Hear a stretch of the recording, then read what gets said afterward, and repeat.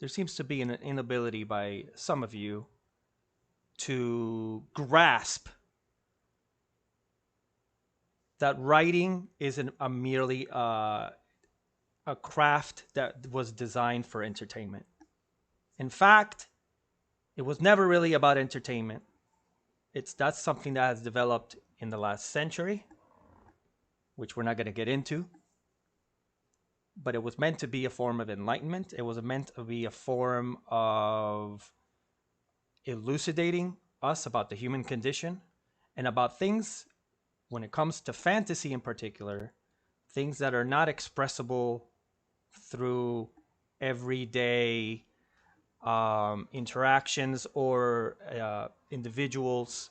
By creating fantastical creatures, we were able to take conceptions of what we were going through, of an internal struggle, and extrapolating it into a world where now you can make it visual, you can make it visible, and you can interplay with it, and you can tap into the psyche of the human mind the way that psychology tries to do today, but in a way that's still entertaining, still engaging, and in some ways actually more helpful and more enlightening than merely going to a psychiatrist. So when we talk about dragons and we talk about the fantasy world, we're talking about extrapolations of things that are internal, as well as things that are global, as well as things that are almost metaphysical in terms of the human struggle. And that's the approach that serious writers such as Tolkien and the ones that came before him, even in ancient mythologies, that was their concern. That was their approach. Tolkien's dragons speak not because they are anthropomorphic or because they're trying to be Disneyfied. This isn't Donald Duck and Mickey Mouse. Tolkien took a very serious approach to mythopoeia. His concern was that, being himself English, that the English did not have, the way other parts of Europe had, a proper fantasy world that reflected their concerns. I think outside of what we call the Matter of Britain, which is King Arthur's tales and Merlin, he felt, and the people around him like C.S. Lewis felt, that they were missing a canon that reflected the English experience and the English culture, their concerns in a fantasy world setting. And that's why he did what he did. He didn't even know that it was necessarily going to be a huge hit. Okay? So he worked using ancient mythologies, particularly those of Finland,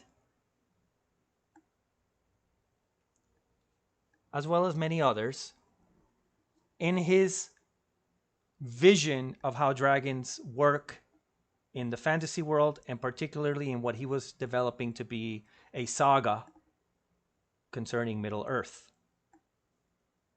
So it's not just an arbitrary, like, I want to have dragons that do this and that, or I want to, or like JRR Martin's, I want to have psychic horses that can fly and spit fire, which is really what all they do.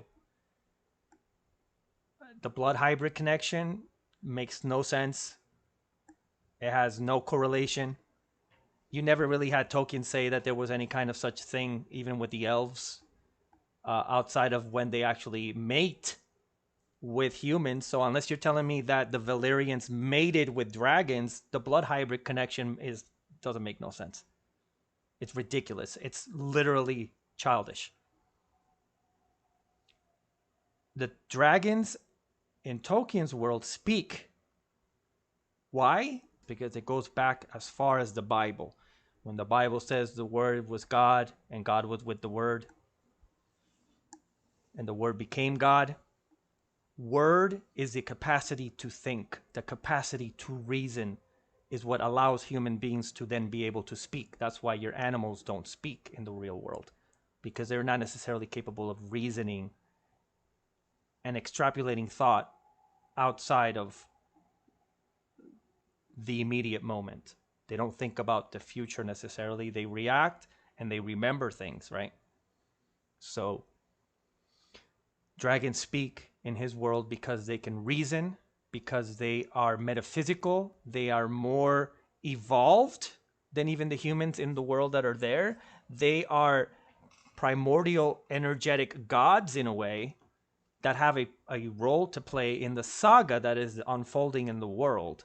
And therefore, they can speak, they can reason, they can communicate, and they also have important decisions that are made within the story that affects the development of the stories, particularly with Smaug and the Hobbit, and particularly with Glaurung in the Silmarillion. We don't have it in Lord of the Rings because obviously he felt that Lord of the Rings was about the transition from a fantasy world into the world we have today.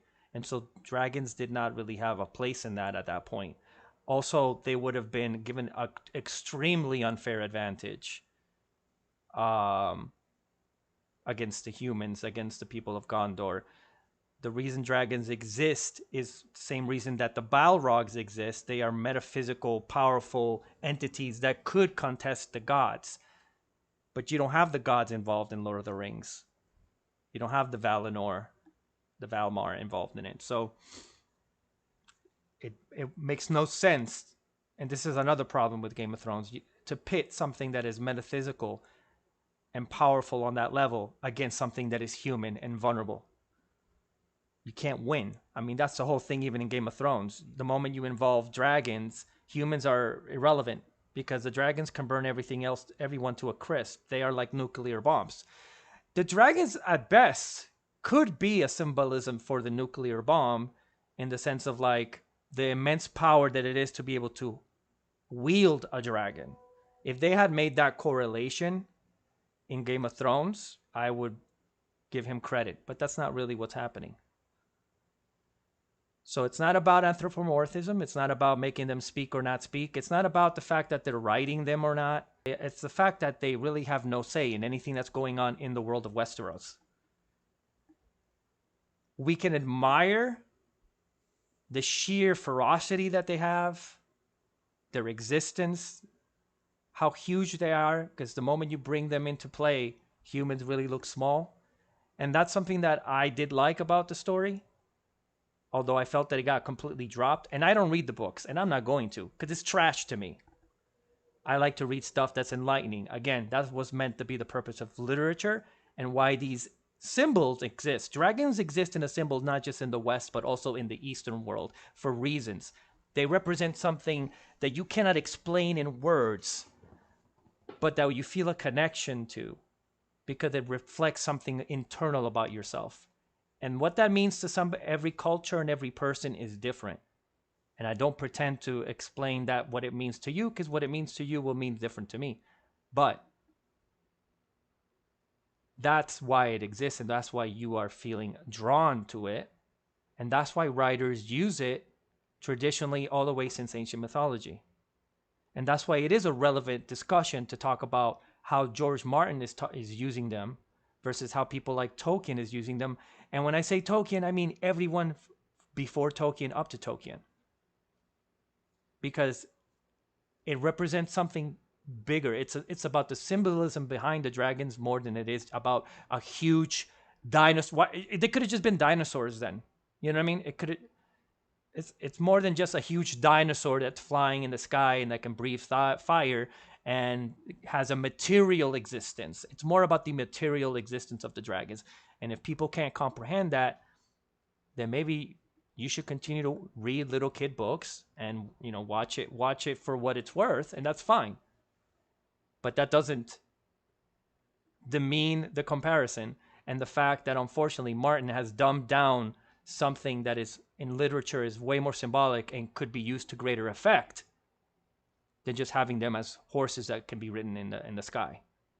And just because that insults people that love the show doesn't mean that it's not true. And that doesn't mean you can't enjoy it for what it is. It just means you're enjoying it at a different level and that you're not getting the most out of it. And that the biggest disservice is to not see the difference. That's all there is to say about it.